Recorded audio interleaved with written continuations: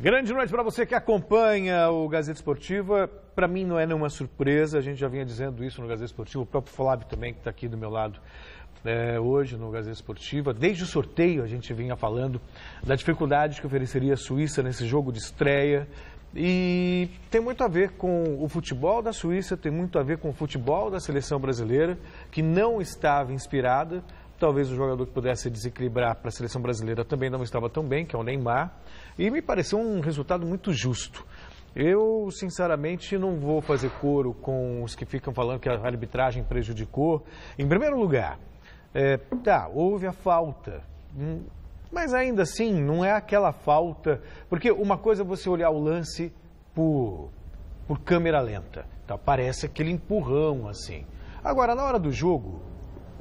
Não creio que alguém tenha visto o Miranda ter sido deslocado com aquele empurrão, né? Foi um erro de marcação, acho que até o árbitro poderia ter marcado a falta, mas a própria FIFA hoje disse que o árbitro de vídeo foi consultado e que ele não viu falta clara, por isso o jogo correu. Assim como no lance do Gabriel Jesus, que muita gente reclama de pênalti também, para mim é um lance duvidoso, mas no entendimento o Gabriel Jesus se jogou.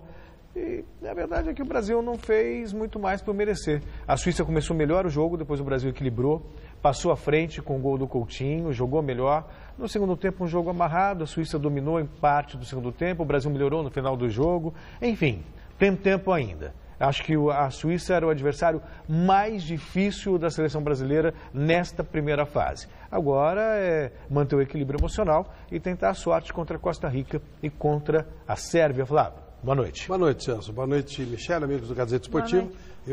Para mim também a arbitragem é absolutamente normal, não marcaria falta no Miranda, não daria pênalti do Gabriel Jesus.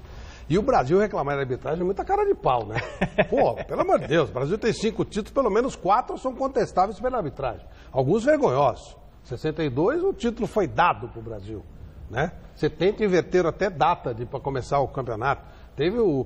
Em 2002, Bélgica. Aquele jogo da Bélgica, o pênalti no Luizão, que foi fora da área. Meu Deus, 94, aquele impedimento do Bebeto contra a Holanda. Ó, louco. É até cara de pau. É até cara de pau reclamar de arbitragem. Mas tudo bem. O direito tá lá, né? Tá lá para... O mesmo começo da Copa do Mundo aqui, contra a Croácia, que o japonês inventou um pênalti e tal. Bom, enfim. O certo é que, para mim, normal, resultado normal. O problema é o que as pessoas criam. Né? As pessoas criam uma coisa assim, acho que a seleção de 70... Gente, futebol hoje é nesse nível. É isso aí. É muito parelho. A diferença entre Brasil e Suíça não é tão grande assim, em termos de seleção. Inclusive a Suíça tem um projeto muito mais antigo, muito mais elaborado, que a Gazeta foi lá mostrar com a nossa equipe, estão mostrando faz tempo isso, aqui no Gazeta Esportiva, mostramos no Mesa Redonda, a Suíça tem um projeto, a Suíça tem um trabalho, a Bélgica tem um projeto, o Brasil não tem nada. O Brasil não teria ido para a Copa se não tivesse mudado de técnico. O projeto do Brasil chama-se Tite. É isso aí. Ele criou, se o Tite sair, volta tudo a estaca zero. Não tem nada, não se programa, não tem nada programado. A porcaria, a gestão no Brasil não existe, é um lixo. Então, não tem o que reclamar. Aí cria-se porque o Brasil é tetracampeão. Não, o Brasil foi pentacampeão. Foi. Ele não ganha nada desde 2002. Então, calma, baixa a bola. Não são os jogadores que têm que resolver tudo isso. Claro que você pode querer um pouquinho mais de alguns jogadores, óbvio. Neymar pode jogar mais do que jogou? Pode. Foi o jogador mais caçado nos últimos 20 anos no jogo de Copa. Tomou 10 faltas. Desde 98, nenhum jogador tomou. Que também faz parte. Não estava inteiro, mas então, faz parte. Tem que ser colocado. Ele vai ser caçado a Copa inteira, claro. Tem que achar uma estratégia para isso. Algumas peças bacanas não funcionaram. O gol que o Brasil tomou foi uma falha coletiva, que normalmente não tem. Agora, cria-se uma coisa, as pessoas acham que o Brasil vai ganhar a Copa com o pé nas costas. O Brasil, de novo, é um dos que pode ganhar a Copa. E não será surpresa se aparecer uma seleção nova e ganhar. Mas o futebol apresentado, vocês acharam que estava bom? Ou vocês acharam que estava ok? Mim, não, pode melhorar, pode melhorar. Aliás, pode não, deve melhorar. Eu não gostei. Deve melhorar.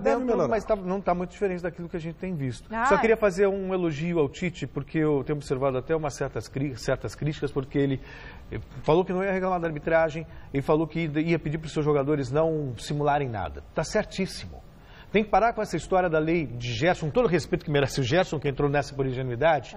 Sabe que o Brasil tem que levar vantagem em tudo. Tem que jogar bola, simples assim. Tem que jogar bola, não ficar cavando e inventando. Dá para melhorar. Ele avisou o Neymar, será? Dá para melhorar. Mas isso é característica do próprio Neymar. Dá para melhorar. deve melhorar um pouco mais agora. Não sei por que você em casa colocou na cabeça que vai ganhar a Copa. Pode ganhar. É isso aí. Mas não tem, sabe, são 5, 6. Até podemos aumentar, podemos colocar Portugal nessa parada aí, porque se o monstro jogar todas desse jeito, pode fazer diferença. Então tem 5, 6, 7 seleções que podem ganhar no mesmo nível do Brasil. E algumas até melhor, porque elas têm um projeto de trabalho. Só isso. Agora, se o torcedor brasileiro criou uma ilusão, é problema do torcedor brasileiro. É que o cara está sem emprego. O cara está desiludido da vida, o país está uma tranqueira, os políticos não dão esperança. Mas os jogadores de futebol não podem recuperar isso tudo. Isso é problema do país, não é problema dos jogadores de futebol. Você sabe que convivendo com as pessoas na rua, eu nem vejo essa certeza que o Brasil vai ganhar a Copa. Muito pelo contrário, eu acho que é muito mais de quem promove o evento, e quem enfia que o Brasil vai ser campeão, mas aí é o problema vai ganhar. De quem promove o evento. E não, o povo acho que está bem descrente mesmo em relação... Ganhou uma descrente depois desse jogo pode ficar crente. É assim, o Brasil é um dos... O Brasil não. Agora, se ele pegar a Alemanha nas oitavas, é pau a pau. Se tivesse pegado o México aí, o México com aquela garra toda contra a Alemanha, ia ser 7-1. Não sei o que poderia acontecer. Se o Brasil pegar a Alemanha nas oitavas, ele pode ganhar, é igual, é pau a pau. Como ele ganhou de 1-0, ele pode perder de 1-0, é igual, pau a pau. Se ele pegar o México é maluco. O México pode perder as duas próximas e ser eliminado. Mas ele pode ganhar de qualquer um e perder de qualquer um. Só calma. Depois pega a Bélgica em quartas, a Bélgica é um pouco melhor. Mas o Brasil pode ganhar. Sim. Pode, como pode perder, é igual. O que as pessoas precisam entender é que é pau a pau. Que não é esse negócio de Brasil o melhor futebol do mundo do Brasil faz tempo que não é. Faz muito tempo. Já em 2002, quando ganhou, já era um time contestado. Isso aí. A Argentina estava à frente, não França estava à frente. Não tem projeto, não tem nada, não tem... Por que não se pensa num projeto, num sistema de jogo do futebol brasileiro? Aí nós vamos começar a evoluir. O Brasil não saiu do lugar. Está no mesmo lugar que ele estava há alguns anos. Ele vive deitado em cima dos jogadores e da seleção. Só que os outros também cresceram. Mas os jogadores estão deitados lá, não tem um líder, não tem um cara que pega a bola, bota embaixo do braço, Você sai tem razão, correndo. não tem mesmo. E quem é o líder no futebol brasileiro? Jogador mimimi, jogador mal cuidado. Isso tem que ser desde a base, pegar e criar isso. Mas não, fazem o quê? Coloca os jogadores numa bolha. Você que faz o mesa redonda ao meu lado, sabe muito bem que o jogador só vem no mesa se o time ganhar. Eles não estão acostumados a assumir responsabilidade nenhuma, nem nos clubes, cheio de puxa-saco em volta e tal. Então, os treinadores não são muito assim, mas os treinadores é diferente. Os jogadores, eles são criados dentro de bolhas. Então não gera líder mesmo. E isso é ótimo, porque o empresário manda neles. Só que o empresário não joga. Tudo o empresário resolve, eles no nível baixo, medrosos. A gente já viu isso aqui na Copa do Brasil. Isso um exemplo bate a falta no jogador não tem jogador líder no futebol brasileiro. Nenhum, não tem. Se olhar, as lideranças são jogadores mais velhos, tipo o Renato no Santos, o Edu Dracena no Palmeiras. Não tem líder, não é que os que estão lá. Não tem líder, não tem. O que o Flávio está falando, então, eu me lembro uma vez que o Palmeiras ainda era da Parmalat, Edmundo e Antônio Gás saíram na briga no vestiário. O Edmundo estava à noite aqui na Mesa Redonda. Hoje, o Edmundo, desculpa não, Antônio Carlos Zago. Hoje, os dois jogadores estariam sendo blindados por assessores, gravando um vídeo dizendo, olha, nós nos desculpamos, o vestiário acabou. Era isso que eu Então é isso pesa, isso agora está pesando, está cobrando o preço. Não vai aparecer líder, não tem. O líder do Brasil chama-se Tite, e ele está do lado de fora. E ele também está convivendo com uma situação diferente. Então, gente, vamos devagar. Não é pessimismo, é realismo. Não achem que o Brasil vai ganhar a Copa com o pé nas costas. Pode ganhar, mas tem 5, 6 na mesma situação, que também podem ganhar. Bom, a enquete de hoje do Gazeta Esportiva é justamente sobre a estreia do Brasil na Copa. A gente quer saber o seguinte, com o futebol apresentado diante da Suíça, nosso país passa de fase? Já estou até duvidando, porque eu já estou duvidando. E aí, sim ou não? Eu quero que sim. Eu queria pintar minha rua, falei, não pintei, ainda bem. Mas eu acho que não passa. Eu falava muito que passava por esse jogo com a Suíça. Se o Brasil entrar em campo contra a Sérvia, precisando da vitória para se classificar, não sei como os jogadores... Exatamente, não sei como os jogadores vão reagir a essa pressão. Sérvia e Costa Rica? Sim. Então, eu sugeriria que jogasse com os olhos vendados. Não é que passa, já passou. Times ridículos. Nossa, times ridículos. A Costa Rica é ridícula. Ridículo, é um time ridículo. É aquele time que não pode estar na Copa. Ridículo. O Brasil ganha mole da Costa Rica e aí o Tite vira gênio, o cabelo do Neymar fica bonito. É assim. E contra a Sérvia, não vou nem comentar sobre empate, o cabelo do Neymar. Passa fácil. Isso aí é... Alemanha, vai passar. Isso aí é... Passou, você? Eu tenho dúvidas. Nossa Não, mas é sim ou é não? Eu tenho dúvida se quer que eu faça. Dúvida é sim ou não. É sim ou não? Sim, passa. Assim, só eu falei na que não. raspa do tacho, mas passa. E aí zerou. É. Quando passar, zerou. Zero é tipo A Alemanha, OAB, tá? a Alemanha, como sempre, ela vai passar. Seis E é aí dez. ela fica enorme como sempre. Então, gente, menos. Bom, o repórter Vinícius Rodrigues foi numa tradicional região daqui de São Paulo para saber o que o torcedor achou da estreia do Brasil.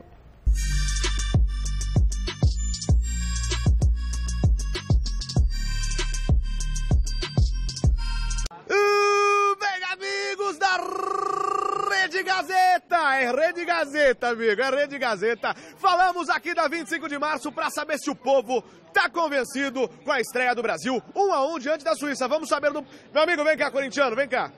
Brasil ontem, o que você achou da seleção, cara? Fora o roubo lá, né, mano? Você achou que foi roubado mesmo? Foi roubado. Foi roubado. Achei uma sacanagem do juiz. Foi pênalti, sim. Falhou muito, né? É? Falta, sim. Falta, pênalti, empurrão, né? Pra que árbitro de vídeo se não resolveu nada? E por que agora eu não quis conferir essa aí? É pra seleção brasileira meter a porrada, de preferência, errar a bola e acertar a cara dos caras. Os caras não é mole não, né, cara? Tá certo, tem que apanhar mesmo. Tá tirando esses caras aí, tem que dar um pau neles pra se joga direito. Demorou. Já avisa a Bruna Marquezine, se tratar bem o Neymar vai tomar um pau, mano. O bagulho tá aí. Não é UFC, mano, é futebol, cara. Mas apanha pra jogar bola. Eles não deram o melhor deles, né? Quem você tiraria? Gabriel Jesus colocaria a Firmina, né? Eu tiraria o Neymar. Neymar parecia uma boneca, só caía no chão. Tô vendo que você tá vendendo aqui a máscara do Neymar, né? Sim, mas eu acho que vai parar de vender, o Brasil tá muito fraco. Faltou Neymar no jogo. O Neymar tinha começar no banco, para entrar no segundo tempo. Acho que tem que jogar com mais vontade, mais garra. Acho que dá pra ganhar. Começou agora, a gente tem que entender também que começou agora o jogo, né? Então. Eu acho que a galera tava muito em cima dele também, coitado, né? Então ele não conseguiu fazer muita coisa. Pra mim o Tite é medroso. Tinha que ser o Zagallo lá, o Zagallo. Vocês vão ter que me engolir! Técnico que só convoca estrangeiro, ali pra mim era uma seleção estrangeira, não tinha nada de brasileiro. Tem só 3 que atuam no Brasil, né, cara? Mas tudo reserva. Todos os 11 foram titular. O que faltou ali, criatividade. Futebol é coletividade, você sabe disso. Há muito individualismo. Eu acho que a gente jogou bem e tem que melhorar pro próximo jogo e buscar os 3 pontos aí. É isso aí, pessoal, aqui na 25 de março, opiniões divididas. E se o Tite precisar, eu tô à disposição com a minha ousadia e alegria, pai. Alô, mãe! Ah, não, alô, mãe é o Gabriel. Falou! Pensei que ele fosse fazer igual ele fez na redação, que ele fosse se jogar no chão. Não teve coragem. Uma coisa que o pessoal falou que eu fiquei revoltado mesmo. A Suíça ela é melhor que o Brasil em cultura, melhor que o Brasil em PIB, ela é melhor que o Brasil em saúde. Mas querer ser melhor que o Brasil em roubo, não. Em relógio. Aí não. Se bem que lá é um país pirataço, que eu vou te Eles contar davam uma coisa, viu? toda a sujeira do mundo, todos os sujos do mundo. Aliás, no livro Delator, que eu recomendo a vocês, todos os vagabundos dos cartolas brasileiros têm conta lá. Todos os pilantras que fizeram o futebol brasileiro chegar nesse estado de pobreza que ele está. Porque isso pesa. Quando o cara leva propina, ele piora a vida do povo. Quando o dinheiro do futebol vai para os vagabundos aí que estão presos pelo FBI. Cadê aí o Marco Polo? Ele vai ficar por isso mesmo? Ele está solto aí. Ricardo Teixeira. Esses caras é que tiraram o brilho do futebol brasileiro. Esses caras é que são os responsáveis. Quando o dinheiro não vai para onde tem que ir, uma hora a conta vem. Tanto que não deveria ser assim, né? Mas quando eu falo assim, alguém tem conta na Suíça, a origem já fica sob suspeita. Então tudo bem, então eles sabem das coisas. Olha, um dos principais bairros da zona norte de São Paulo, Jardim Peri, parou para ver a seleção brasileira enfrentar a Suíça e torcer por um ilustre ídolo da comunidade. Veja com Jonas Campos. Difícil achar um céu mais brasileiro do que esse. Chão, paredes e pessoas tão bem caracterizadas. Difícil achar tanta esperança e espontaneidade quanto aqui no Jardim Peri. Em dia de Copa do Mundo, então. E o Brasil vai ganhar hoje? Sim. Quanto vai ser? Vai ser 9-0. Tudo isso? Quantos gols do Gabriel Jesus? Quantos? 9. 9 gols do Gabriel Jesus? Você viu isso, Denis? 9-0, 9 gols do Gabriel Jesus. Você concorda com esse número? Eu acho que não. Quanto vai ser? 11. 11-0? A comunidade de Gabriel Jesus, mobilizada pelo futebol, pela Copa, pela seleção e pelo Tetinha, garoto que nasceu e cresceu por aqui. Olha a amarelinha chegou, toca no camisa 9, sabe que é gol. A gente vê você batendo uma bolinha aí na rua. Gabriel inspira quanto vocês? Uns 99%. E o outro 1%? O outro 1% fica pra Messi, Cristiano, Neymar. Maravilha, muita expectativa para essa Copa do Mundo, para acompanhar o Gabriel, que saiu daqui do Peri. Assim que começar o jogo, eu já tô lá em cima. Ô Brian, você tá com esse cabelão bonito aí, né? Todo estiloso. E a sua avó cortava o cabelo do Gabriel Jesus, é isso mesmo? É. Como é que é essa história? É quando o Gabriel era pequeno. Ela cortava toda hora.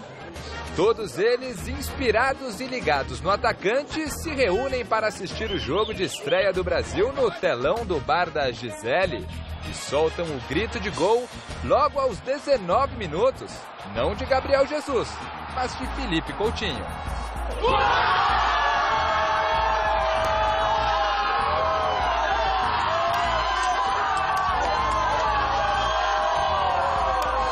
A alegria, porém, vira preocupação logo no começo do segundo tempo, com o gol de empate da Suíça. Mas o batuque chega e a galera volta a se animar, gritando o nome de Tetinha e empurrando o Brasil. Torcendo de longe pelo menino do Peri, a galera se desespera pedindo pênalti no lance em que Gabriel é derrubado dentro da área.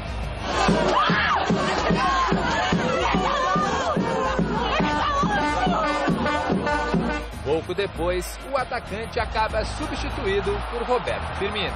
Dona Cida, que é irmã da Dona Vera, hoje não teve o alô mãe, né? Não teve. Mas tudo bem, ela tá feliz lá. Sexta-feira tem mais. Ele até pintava a rua pra festejar a Copa e como diz o ditado, o mundo dá volta. E ainda falando da seleção brasileira, o repórter Adriano Dolfi esteve ao lado de familiares e amigos do meio-campista William para acompanhar a estreia do Brasil na Copa. Confira. Uma casa toda decorada com as cores do Brasil. Uma tradição da matriarca em Copas do Mundo, saudosa Dona Zezé. As fotos trazem uma saudade que faz a filha Michele ir às lágrimas. Quem decorava tudo. Ela quem estimulava a gente a fazer essas coisas. Parece que ela está aqui com a gente, porque tudo isso que foi feito aqui, ela fez em 2014, né? Ela nos reuniu, ela que era à frente de tudo mesmo. Ela era para dar bronca, era para dar conselho. Então isso aqui tudo representa ela mesmo. Para o William, a perda também não foi fácil, mas o camisa 19 da seleção brasileira deu a volta por cima. O primeiro impacto foi enorme, ele deu uma decaída no futebol, deu uma baixada no nível de futebol dele, mas agora, depois que só fica a saudade, né? Ele colocou ela aqui dentro do coração e tá indo bem. Mas eu acho que ele evoluiu muito depois que minha mãe faleceu, porque ele ficou bem abatido com tudo que aconteceu e hoje ele tá nos melhores momentos da carreira dele. Agora a casa da Michele respira alegria. 30 pessoas reunidas com os olhos grudados na TV. Começa o duelo com os suíços. E quando o William pega na bola...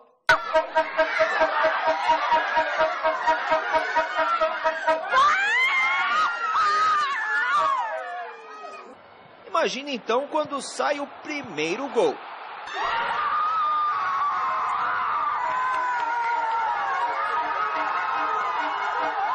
O Eduardo não esquece as raízes e puxa uma música do Corinthians.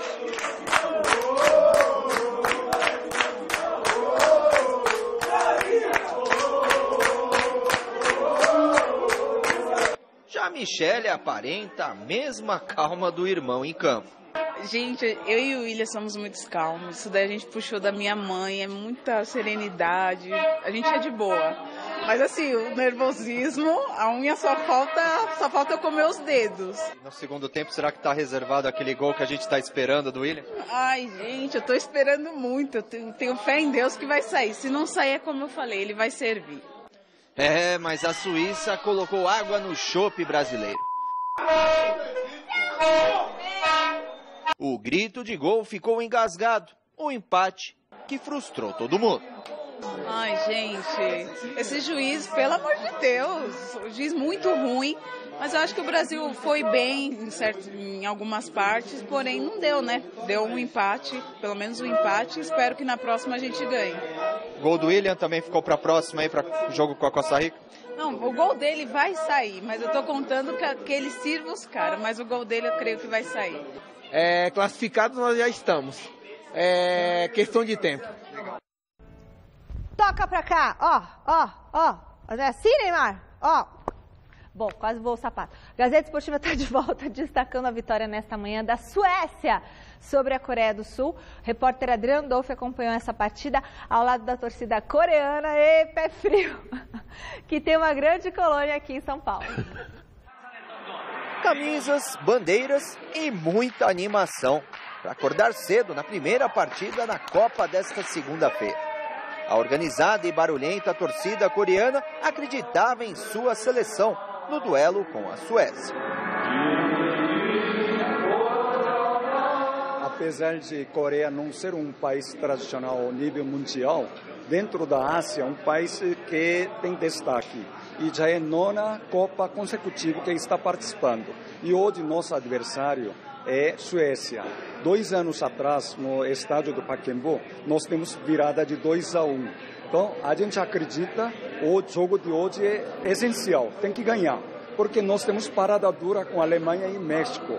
E nós acreditamos, vamos em frente que nós temos energia positiva para vencer o jogo de hoje. A comunidade coreana se reuniu neste bar no bairro do Bom Retiro. Todos sabem que repetir o feito da Copa de 2002 será muito difícil. Mas se o México venceu a Alemanha, por que não surpreender? Acredito sim, a gente tem que acreditar tudo, né? Pelo menos entre melhor de 16, Coreia tem que estar.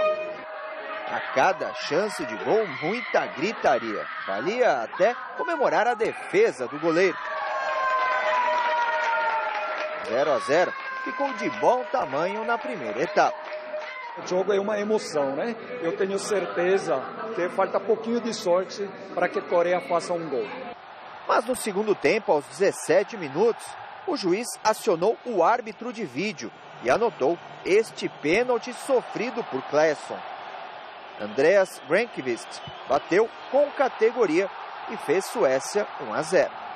Se fosse sem vídeo, o jogo continuaria com muito entusiasmo e nossa comunidade continua torcendo com aquele ânimo. Mas depois de tomar um gol, realmente o ânimo caiu um pouco. A torcida coreana e o mestre Kim deram uma esfriada nos ânimos. A Coreia tentou o gol e pressionou até o final, mas ficou nisso. Suécia 1, Coreia 0. A Copa do Mundo é uma alegria, né? E tem que respeitar realmente quem venceu. Então, é por aí, né? Merece o vencedor ser elogiado e nós vamos continuar torcendo para que nossa equipe melhore nos próximos jogos. Gente, que povo evoluído, não é? Escola faz diferença, né? Nossa Senhora, gente, que coisa maravilhosa. Já estão um degrau acima na escala da evolução. Quando eu fui para a Coreia... Abraço pro mestre Kim. Desculpe. Quando eu fui para a Coreia em 77, 76, eles estavam começando esse processo educacional. E viraram tigre asiático. E naquela época ainda existia escola no Brasil. Hoje, para você achar uma escola de excelência é difícil. Putz. Difícil, muito difícil. Lá... É claro que eu estou falando de escola pública, né? Sim. Falando, porque o ensino lá é massificado. Eu estudei em escola pública, estou na minha base minha mãe também. E se você não tiver uma escola pública de qualidade, você está destruído. E aqui, no caso do Brasil, não é que é ruim, não existe, né? Então, as pessoas elas ficam condenadas a uma ignorância eterna. A Coreia fez exatamente o contrário. Ela apostou na educação. E eu vivi esse momento vendo que eles estavam mudando. Há uma carga horária obrigatória. O pai é obrigado a levar o filho, senão ele é punido, ele é chamado. Por que seu filho não está na escola? É uma cabeça diferente. Aí gera esse tipo de coisa, né? Que na verdade você pensa no coletivo, né? Aqui se pensa muito no próprio bolso. E o México, hein? Ontem, com uma bela atuação, os mexicanos não se intimidaram contra a Alemanha. Pá! Bela vitória. Mas no placar magro, Flávio, eu gostei do jogo. Acho que foi do jogo que eu mais gostei depois de Espanha e Portugal. Principalmente pela postura do México. O Osório foi tão execrado aqui no Brasil, tanta gente fazendo piadinhas e tal, normal. E aí ele comprova a competência dele, a maneira como o México jogou foi uma maneira muito agradável de se ver. É um time muito aplicado, muito rápido no contra-ataque. Fez 1-0, poderia ter feito 2-0, como a Alemanha poderia ter empatado e virado o jogo. Enfim, foi um jogo de muitas alternativas e parou também com essa história antes que o México joga como nunca e perde como sempre. Jogou como nunca e ganhou como nunca. O México teve uma atuação espetacular. O primeiro tempo da seleção mexicana foi sensacional. O Osório foi brilhante. A diferença individual é gigantesca. Sim. Não dá para comparar o futebol alemão com o futebol mexicano.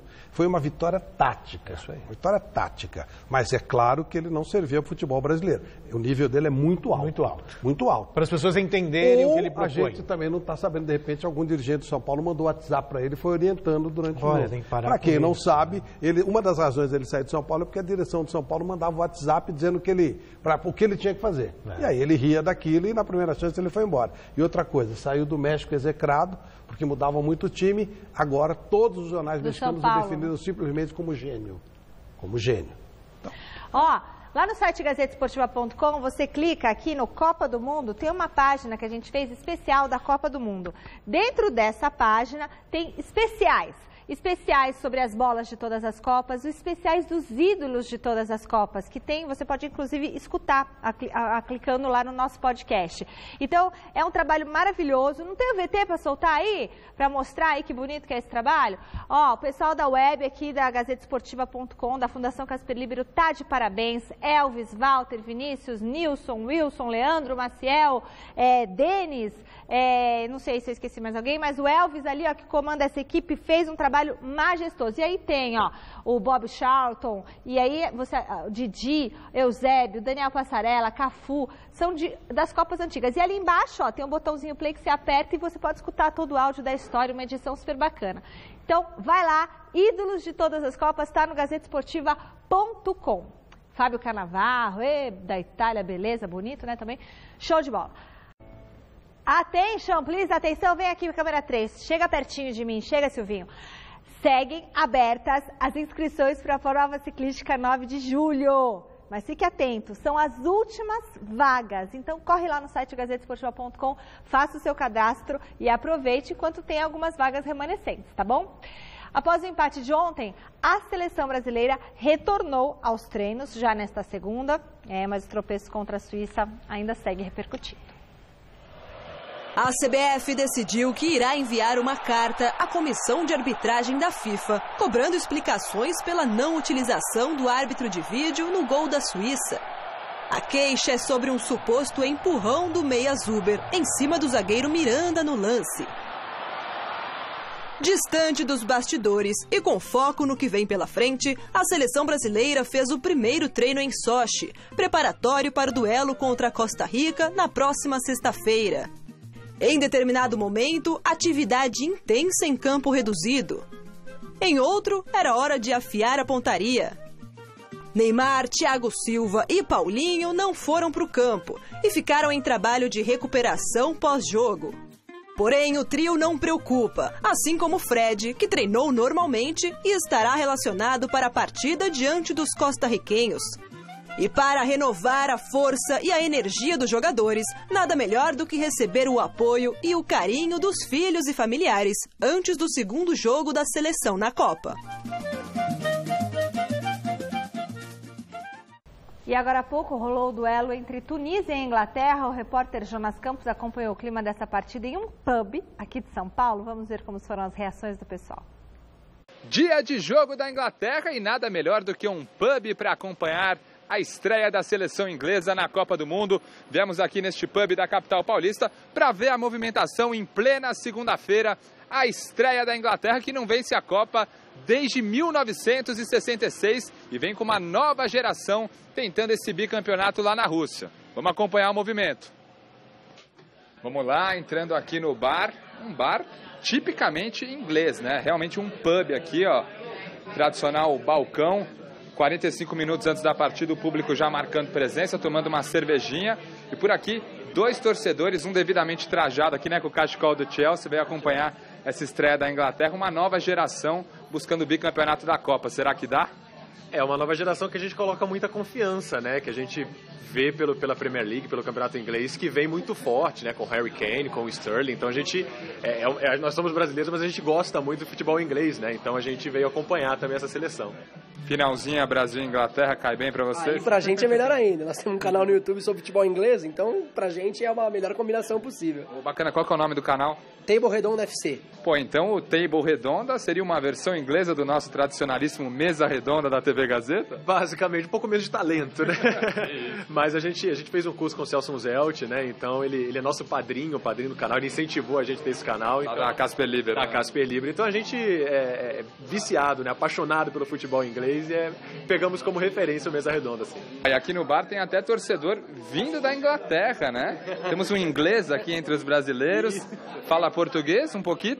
Não falo português muito bem, né? Eu aprendendo português, mas português é muito difícil para mim. My girlfriend is from Brazil. From Brazil. Vamos falar com ela aqui, uma brasileira. Vocês se conheceram na Inglaterra, vocês estavam me contando aqui, né? Em Londres, 2 anos e meio atrás, no Natal. E agora chegar a Copa do Mundo, você torce pra quem? Inglaterra ou Brasil? Como é que fica o coração? Eu torço pros dois, claro, Brasil sempre, mas a Inglaterra... Inglaterra na camiseta aí, né?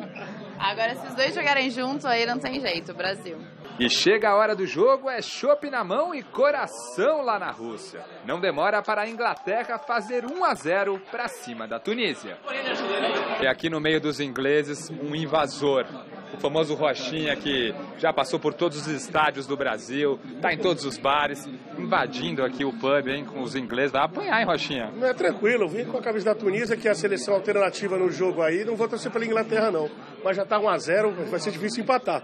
Pênalti pra Tunísia.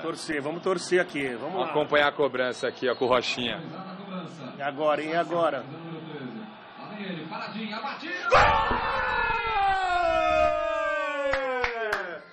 Os caras vão te pegar aqui, meu. Ah, empatamos. Gol lá.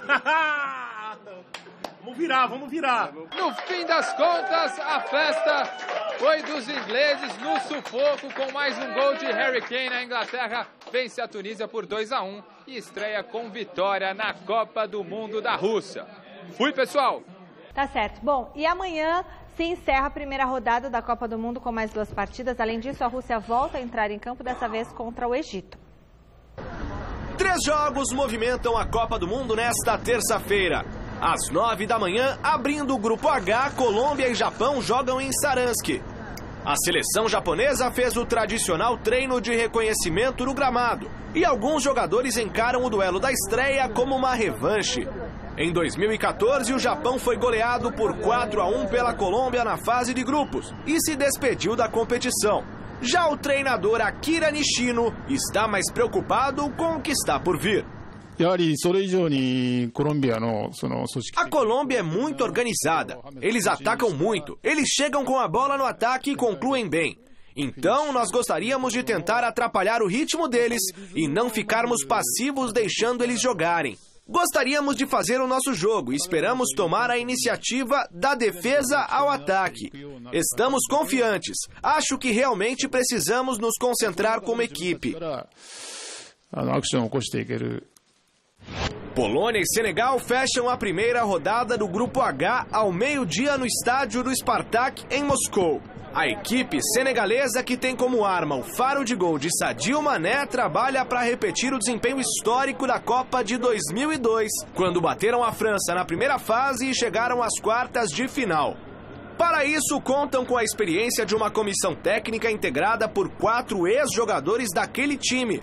O técnico Aliou Cissé, o preparador de goleiros Tony Silva e os auxiliares Omar Daf e Lamine Diatta. Temos confiança no nosso futebol. Temos confiança no nosso continente. Não temos complexos. Hoje, nos países europeus, em todos os grandes clubes, é possível ver jogadores africanos. Tudo o que precisamos para o continente avançar é também ter treinadores africanos. Às 3 da tarde, abrindo a segunda rodada do Grupo A, acontece o confronto entre Rússia e Egito. Os donos da casa estão confiantes após a goleada na estreia sobre a Arábia Saudita, mas sabem que o próximo compromisso será bem mais complicado. A grande expectativa para esse duelo fica para a presença ou não do craque egípcio Mohamed Salah.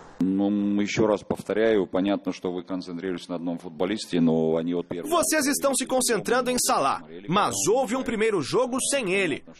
Sabemos como ele joga, mas há outros nomes jogando futebol moderno e contemporâneo. Estamos prontos para enfrentar qualquer opção.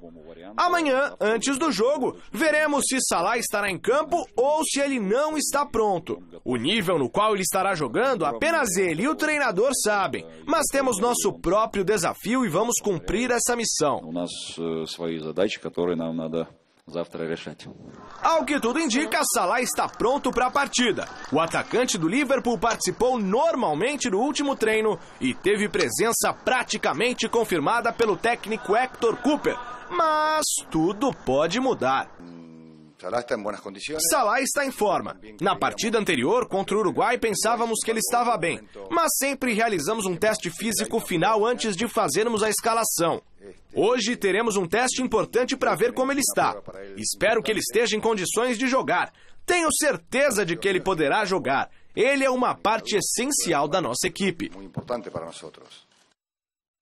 E torço muito para que ele possa jogar. Um jogador da categoria do Salah não pode ficar de fora da Copa do Mundo. E espero que ele jogue. E ele jogando, claro, vai dar muito mais trabalho para a Rússia. A Colômbia é favorita contra o Japão e Polônia e Senegal deve ser um jogo interessante. Que Senegal possa resgatar aquele futebol apresentado em 2002, quando surpreendeu a Argentina e França, 2 favoritas ao Mundial, que deram adeus ao torneio. Bom, resultado final da nossa enquete do site gazetesportiva.com. A pergunta foi, aí, com o futebol apresentado diante da Suíça, o Brasil passa de fase na Copa do Mundo? O pessoal de casa disse que não. O pessoal tá comigo aí.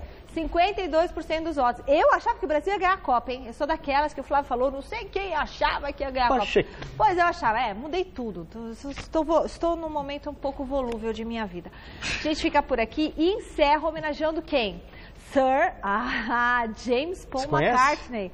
Conhece? Eu conheço, inclusive ele fez uma música pra mim, ex-baixista dos Beatles. Ele completa hoje 76 anos de idade. Ele namorou minha mãe. Um beijo. Isso? Tchau. Tchau.